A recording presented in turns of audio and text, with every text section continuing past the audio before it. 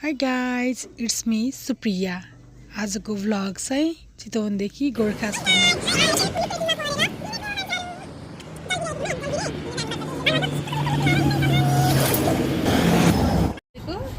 नानीले पानीपुरी खान लागेको हो, टट खान लागेको हो। टु खटु गरेको खोइ त। I love भन्देऊ नि त। I love you भन्देऊ ल। गाइज हामी चाहिँ मुगिन खाजा खान गाइज हामी चाहिँ मुगिनमा चटपट खान लागेको। नतान न भने बेबी किन हो रे यस्तो बिदी हुनु पहिला त भन्नु न। चाहिँ एउटा चकचके चलेको बाहा कस्तो छ चटपट? कस्तो छ?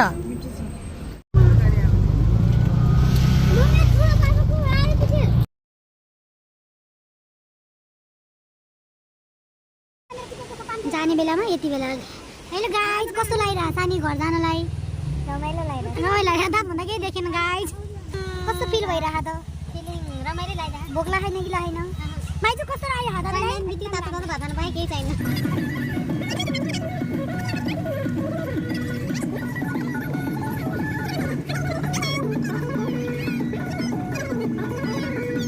काउलीमा किरा भेटेर लाइट बालेर हेरिरहेको छ गाइज।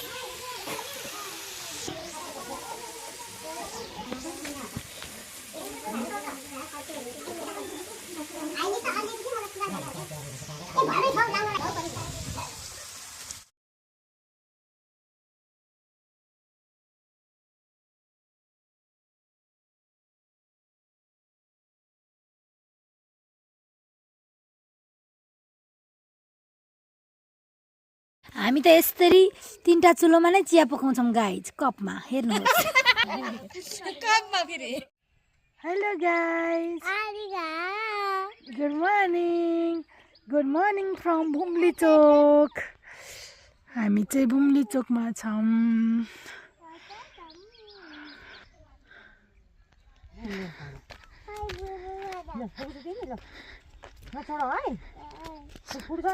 हस् भन न बाबा।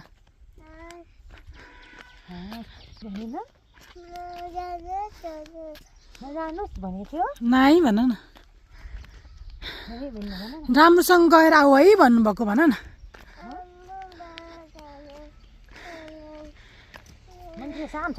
हामी चाहिँ गाउँ हिँड्न गाउँ डुल्न हिँडेको हो। यहाँ चाहिँ हुनुहुन्छ मेरो सानीसँगै साना। Hi baby, hi Gadu. आज चाहिँ सानीको पूजा। के भने हा?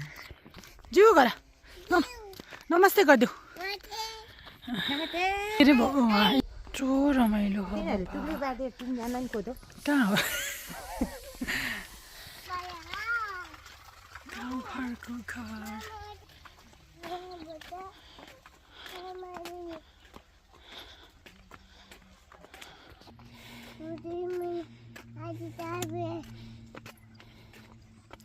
कहाँ जाने रे बाबा? हामी दुध लिन जाने। आमा दुध लिन जाने हो। दिदीलाई गुड मर्निङ भनिदेऊ।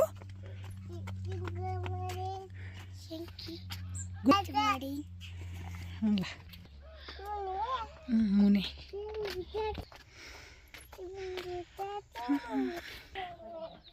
त्यहाँबाट होइन बाबा, यताबाट जाऊ न। कति राम्रो भइरहेछ गाइज।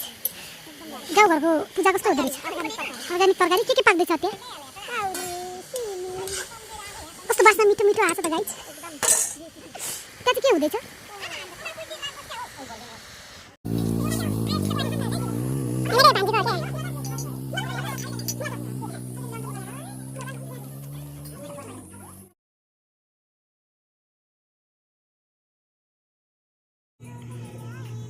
म पछाडि देखेर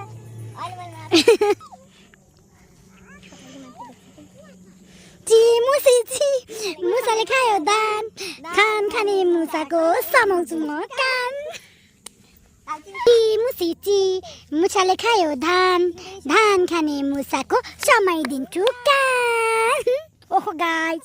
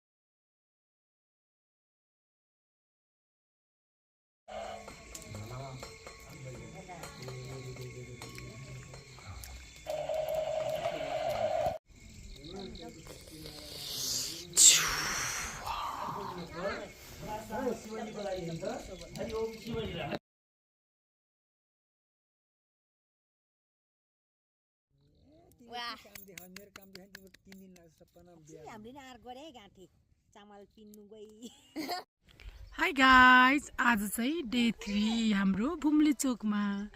हामी चाहिँ एका बिहानै उठेर चिया खायो अरे टमाटर टिप्न आएको बारीमा।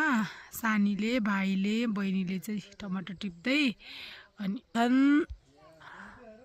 बहिनीहरू भाइहरू सुन्तला खाँदै। आज कति धेरै सुन्तला पाइँदो रहेछ। अनि यो चाहिँ कस्तो कुरो क्या, कपडामा छुने बित्तिकै टाँसिन्छ। हेर्नु है, ओ मम्मा टाँसिहाल्यो। यस्तो दामी घाम लागेको छ। साँझ चाहिँ बहुत चिसो, तर बिहान चाहिँ कस्तो मजाको घाम लाग्ने क्या। गाउँमा कस्तो रमाइलो छ हाम्रो सानीको गाउँ। हजुरलाई गाउँ भिजिट गराउँछु एकछिन। अनि यहाँ चाहिँ कफी लगाउनु भएको रहेछ। यो चाहिँ एभोकाडो एउटा मात्र रहेछ। अनि यहाँ कफी चाहिँ कस्तो राम्रो भइरहेछ। गाउँघरमा चाहिँ जे पनि भइदिने के नि, साग, लसुन, एभोकाडो अनि कफी एउटै बारीमा। सुन्तला हेर्नुहोस् त, यस्तो दामी सुन्तला बलेको छ। सुन्तला यस वर्षको सुन्तला चाहिँ कस्तो अमिलो लाग्यो। वेट हम देखा दूंगी। यस्तो धेरै सुन्तला, बहिनी अनि बहिनीको बेबी। High baby, Arossim. यस्तो दामी सुन्तला छ। यो चाहिँ खाम कि अर्को खामै गाइज। यो टिपेर खाने। यो चाहिँ मेरो हाम्रो सानीको बारीको सुन्तला होला। अर्को झरिहाल्यो। यस्तो दामी सुन्तला।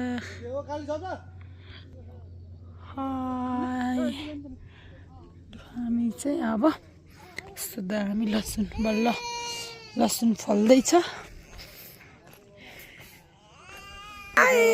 क्यु बेबी र क्यु बेबीको मामा हाई गर्दो।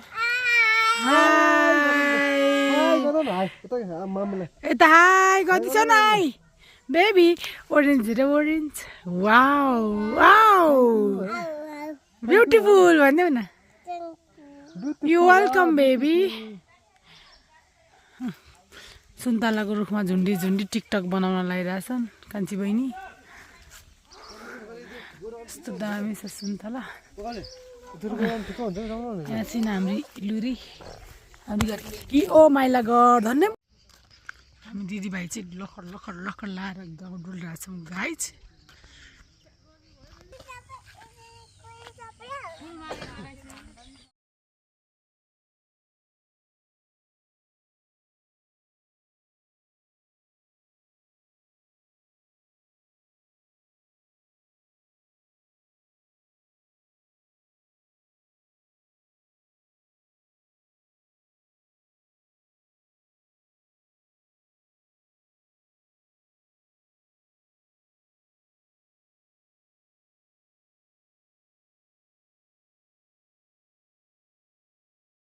हामी चाहिँ मन्दिर जान लागेको दिदी बहिनी। जति हेरे पनि मनै नगाउने यस्तो राम्रो लाग्छ। यस्तो रमाइलो छ यो ठाउँ। सबैभन्दा मन परेको चाहिँ यो नेपालको झन्डा फहराइरहेको ठाउँ हो। यहाँ पिकनिक खान हुनेहरूले चाहिँ सरसफाइ पनि अनिवार्य गरिदिनु भएको भए यो चौरको रौनकै अर्को हुन्थ्यो होला।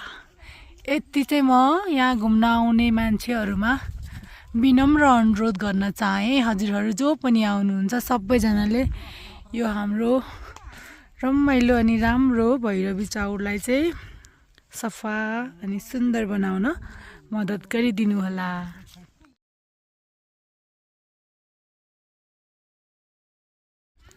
यहाँबाट माथि चाहिँ मन्दिर छ अनि यो मन्दिर हिँड्दाखेरि चाहिँ मलाई मेरो डार्लिङको निकै याद आउँछ। I miss you so much माया।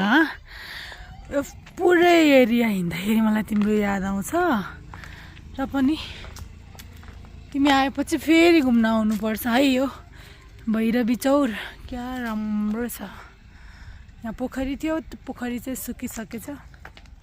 मैले त बस्नलाई पनि व्यवस्था मिलाएको रहेछ। हामी चाहिँ जाँदैछौँ मन्दिरतिर।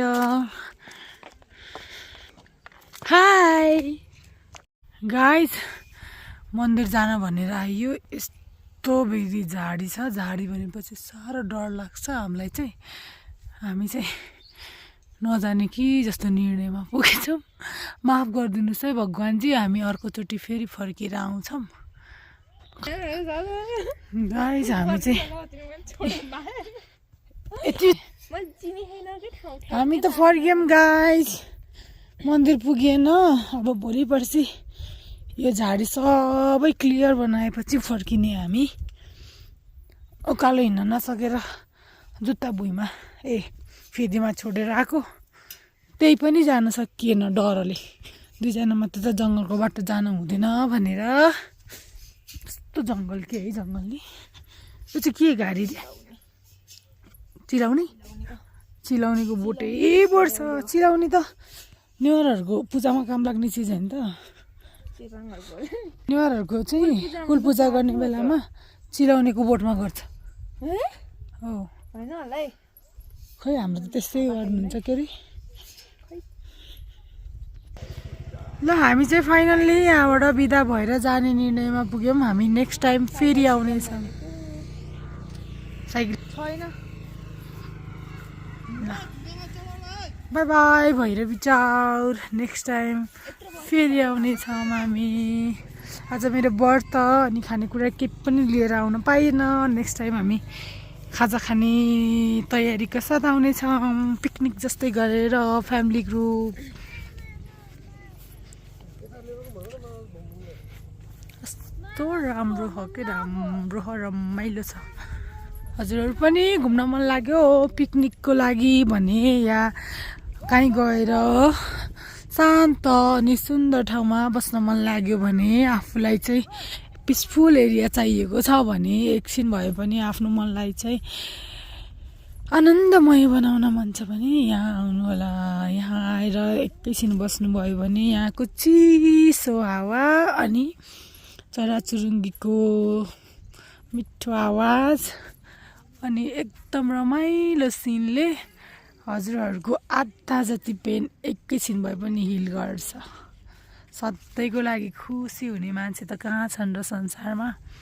केही समयको लागि भए पनि खुसी हुन भने अवश्य सक्नुहुनेछ यो ठाउँमा आउनु भएपछि।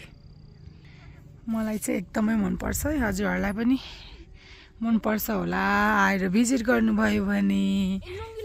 By bye.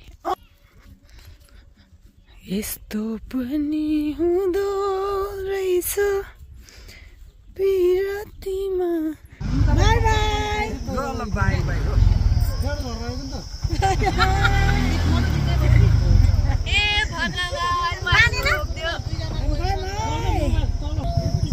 हामी चाहिँ जाँदैछौँ घर। नानीको घरबाट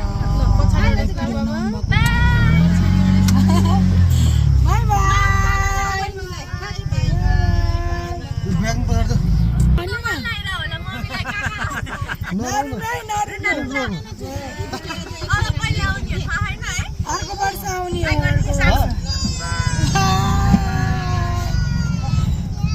फाइनल्ली हामी Thank you so much for watching guys. Bye bye. Take care. Love you all.